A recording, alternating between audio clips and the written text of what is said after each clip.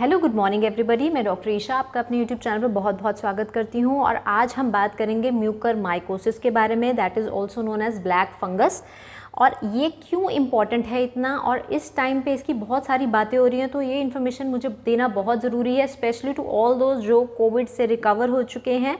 क्योंकि बहुत सारे ऐसे केसेस में देखा जा रहा है कि कोविड से तो रिकवर हो गए हैं, but after that this black fungus जो है, इसके कारण मृत्यु दर जो है 50 to 75% बढ़ गई है। तो इस वीडियो में मैं आपको बताना चाहूँगी कौन से ऐसे रिस्क फैक्टर्स हैं, रिस्क ग्रुप्स हैं जिसमें ये फंगस जो है होने के ज़्यादा चांसेस हैं, और ये क्या चीज़ है, इसके साइन एंड सिम्टम्स आपको अपने बॉडी में क्या मिलेंगे, और अगर ऐसा कुछ हो जाता है तो आपको कौन से तरह से इसको कैसे डायग्नोज करना है, डायग्नोज करवा कर इसका ट्रीटमेंट क्या है, या अगर आप रिकवर्ड हैं ऑलरेडी और आपको ये फंगल इन्फेक्शन ना हो जाए तो उसके लिए मैं आपको कुछ आयुर्वेदिक हर्बल ऐसी प्रिवेंटिव डिकॉक्शंस बताऊंगी जो आप ले लीजिए व्हेनेवर, जब भी आप कोविड से रिकवर हो गए हैं और अगर आपकी इम्यूनिटी कॉम्प्रोमाइज्ड है, इम्यून सिस्टम वीक है, तो आप उसको एज सच भी लेना स्टार्ट कर सकते हैं। तो पहले हम स्टार्ट करते हैं कि ये ब्लैक फंगस है क्या।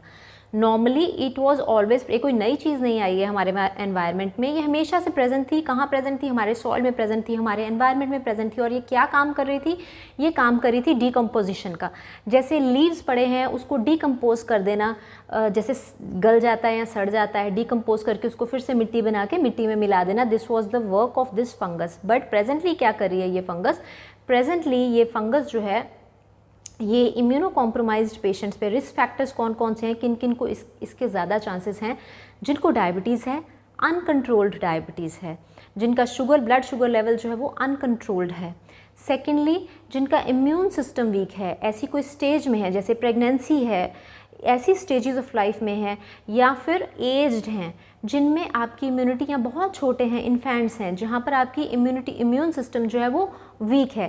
थर्डली, आप कोई ऐसी मेडिसिन ले रहे हैं बहुत लॉन्ग टर्म, किसी भी डिजीज़ से सफ़र कर रहे हैं, चाहे वो ट्यूबरक्लोसिस है या इस तरह की कोई भी लॉन्ग टर्म मेडिकेशंस आप ले रहे हैं जिसके कारण आपका इम्यून सिस्टम जो है वो वीक है। या फिर आपका जैसे रीनल ट्रांसप्लांट हुआ है, जिसके कारण बहुत ट्रांसप्लांटेशन के केसेस में हम लोग इस तरह की मेडिसिन देते हैं इम्यूनिटी को सप्रेस करने के लिए। इम्यूनोसप्रेसेंट ड्रग्स अगर आप ले रहे हैं उस केसेस में भी आपका इम्यून सिस्टम जो है वीक है। या फिर आपने कोविड से रिकवर तो किया है, बट उसकी रिकवरी के लिए आपने बहुत ज़्यादा स्टीरॉयड्स लिए हैं, स्टीरॉयड्स बहुत ज़्यादा लंबे टाइम के लिए लिए हैं, जिसके कारण आपका इम्यून सिस्टम जो है वो वीक हो गया है। And due to long term intake of steroids also your blood sugar levels जो है वो शूट अप कर जाते हैं। And in those cases also आप इस फंगस से ग्रस्त हो सकते हैं। दैट इज जो हमें आज की डेट में देखने को मिल रहा है। ये रीज़न्स हैं इसके। अब ये फंगस जो है ये हम कैसे पहचानें, कैसे पता लगेगा कि हमें इस तरह के सिम्टम्स नज़र आ रहे हैं? सबसे पहले तो जो कोविड से रिकवर हुए हैं, you have to be very vigilant. आपको 1 मंथ तक अपना regular fever and everything check करना चाहिए। ये जो फंगस है ये it is of 5 types, depending upon ये किस पॉइंट पे एक्ट कर रही है। तो 5 टाइप्स में फर्स्ट आ जाता है हमारा राइनोसेरिब्रल इन्फेक्शन के, जो हमारे ब्रेन पे और हमारे ये साइनस एरिया पे और हमारी आइज़, इस पॉइंट पे इफ़ेक्ट कर रही है। अगर आप, और सिम्टम्स क्या दे रही है उन केसेस में? सिम्टम होगा रेडनेस ऑफ आई, या आई में पेन और हाफ हेड में पेन हो जाएगा, या ये पूरा रेडनेस हो जाएगा, या कंजेशन आफ्टर कोविड अगर आपको लग रहा है कि ये सब हो रहा है, कंजेशन हो जाएगा आपके साइनसेस का। तो ऐसे केस में ये फंगस जो है अगर अंदर स्प्रेड कर जाती है और ब्रेन तक ये पहुंच जाती है, वहाँ पर डिकम्पोजिशन स्टार्ट कर देती है, तो थोड़ा सा टफ हो जाता है। तो जितना सूनर आप इसको डायग्नोज कर लेंगे उतनी जल्दी आपको, मैं आगे बताती हूँ कैसे इसको डायग्नोज करवाना है। तो this is first sign and symptom, आप ये देखिए। सेकंड जो है ये दैट इज़ पल्मनरी।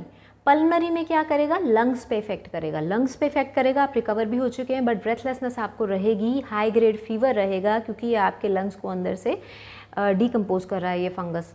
ब्रेथलेसनेस रहेगा, और थोड़े ही कुछ भी काम करने की एक्सर्शन रह जाएगी, ऑक्सीजन कंटेंट भी आपका बॉडी का जो है वो कम रहेगा, एंड हाई ग्रेड फीवर भी ऐसे केसेस में देखने को मिलता है। Thirdly is cutaneous. क्यूटेनियस में स्किन से रिलेटेड इश्यूज होंगे, स्किन में एलर्जी हो जाएगी, रेडनेस होगी, कोविड से आप रिकवर कर गए हैं, एंड इचीनेस होगी, गर्म रहेगी जो स्किन है आपकी। उन केसेस में भी आपको समझ लेना है कि there is something wrong and आपको इमीडिएटली जाके जो है अपना डायग्नोस कराना है, फिजिकल एग्जामिनेशन जो है वो करवाना है। फोर्थली डिसएमिनेटेड में क्या होगा, ये आपके सर्कुलेशन में एंटर कर जाएगी, सर्कुलेटरी सिस्टम में एंटर कर जाएगी, ब्लड के थ्रू ये आपके पूरी बॉडी में ट्रैवल कर जाएगी एंड जो आपके बॉडी के मेजर ऑर्गन्स हैं ये उसको डैमेज कर सकती है। डरने की बात नहीं है जो भी मैं आपको बता रही हूँ, but first sign and symptoms को कैच करने की बात है।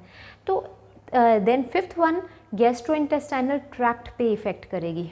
जितना भी आपके, उससे क्या होगा, डाइजेशन रिलेटेड इश्यूज आपको रहेंगी, भूख कम लगेगी, यहाँ डिस्टेंडेड रहेगा, गैस्ट्रिक प्रॉब्लम्स रहेंगी, कई बार वॉमिट आ जाएगी, वॉमिट में ब्लड होगा, या जो आपका मोशन पास कर रहे हैं डायरिया हो जाएगा, उसमें भी ब्लड हो सकता है, गैस्ट्रिक डिस्टेंशन रहेगी, भूख नहीं लगेगी एंड वेट जो है वो आपका रिड्यूस रहेगा।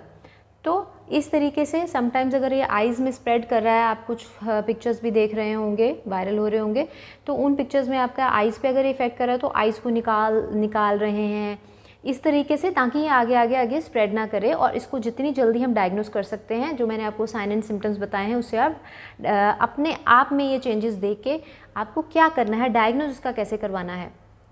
आपको फर्स्ट एंड फॉरमोस्ट किसी भी अच्छे डॉक्टर के पास जाके फिजिकल एग्जामिनेशन कराना है। फिजिकल एग्जामिन करके डॉक्टर जो है बहुत सी चीज़ें जो है वो देख लेंगे। इन केस उनको लगता है तो फिर इसमें एक थ्रोट और नेज़ल स्वैब होता है जो कल्चर के लिए भेज दिया जाता है डायग्नोस करने के लिए कि फंगस जो है वो है या नहीं है।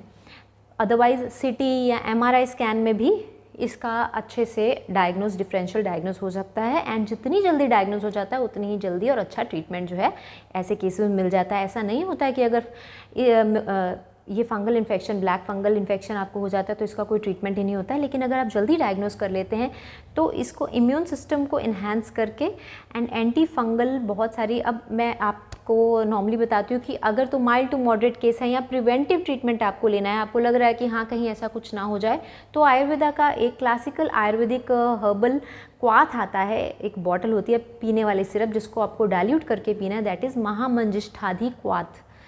लिक्विड फॉर्म में होता है, आप इसको डाइल्यूट करके इक्वल अमाउंट ऑफ वाटर में दिन में 3 बार 5 स्पून जो है वो ले सकते हैं प्रिवेंटिव फॉर्म में ही, कि मैं रिकवर हुआ हूँ, मेरे को पता है मेरा इम्यून सिस्टम वीक है तो मुझे ये ले लेना है। इसमें एंटी फंगल प्रॉपर्टीज़ होती हैं, एंटी बैक्टीरियल प्रॉपर्टीज़ होती हैं, इम्यून सिस्टम को भी ये स्ट्रॉन्ग करता है, तो ये कोई भी ले सकता है। उसके ऊपर की कई ऐसी इम्यूनोमॉड्यूलेटर हर्ब्स होती हैं जो हर एक कोई नहीं ले सकता है, वो भी आपको किसी आयुर्वेदिक स्पेशलिस्ट के पास जाके पूछना पड़ता है। बट मैं यहाँ पर ये बिल्कुल नहीं कह रही हूँ कि इन केस आपको ऐसा स्वेयर सिम्टम्स लग रहे हैं तो आपको ये मेडिसिन ले लेनी है, ये कोई भी ट्रीटमेंट नहीं है। It is just for the preventive purpose I am telling you. Treatment इसका यही है, आप लोग विजिट कीजिए अपने डॉक्टर्स के पास, जैसे ही आपको फर्स्ट एंड फॉरमोस्ट सिम्टम मिलता है आप विजिट कीजिए। बहुत अच्छे एंटी फंगल आईवी इंजेक्शंस आते हैं जो कि बहुत जल्दी फंगल ग्रोथ को रोक देते हैं, तो आप विज़िट करके ऐसे आईवी इंजेक्शंस जो है वो ज़रूर ले सकते हैं। लेकिन विजिलेंट रहिए, आप रिकवर किए हैं तो आपको और से अपने सिम्टम्स जो हैं बहुत ध्यान से देखने पड़ेंगे और डरने की ज़रूरत नहीं होती है। इस चीज़ में डरने की सिर्फ इतनी ज़रूरत होती है क्योंकि ये बहुत जल्दी स्प्रेड करता है। स्प्रेड करके ये क्या करता है, हमारे बॉडी के मेजर ऑर्गन्स को डैमेज कर देता है, हमारे ब्रेन को डैमेज कर सकता है, हमारे लंग्स को डैमेज कर सकता है, हमारे स्किन को डैमेज कर सकता है, हमारे गैस्ट्रोइंटेस्टाइनल ट्रैक्ट जहाँ से हम डाइजेशन हो रहा है, सारा खाना जा रहा है, तो हमारे मेजर ऑर्गन्स को ये डैमेज ना कर दे, ये उस स्टेज तक ना पहुँच जाए। इसलिए आपको बहुत ध्यान से जो भी मैंने आपको सिम्टम्स बताए उसको देखिए, ऑब्जर्व कीजिए एंड उसका अच्छे से जो है वो ट्रीटमेंट कीजिए। Thank you so much for watching. कोई डाउट्स, क्वेश्चंस एंड क्वेरीज आप ज़रूर पूछ सकते हैं। एंड अगर आप हमारे वीडियो को पहली बार देख रहे हैं तो subscribe to our channel and please share it with your family and friends. Thank you so much for watching.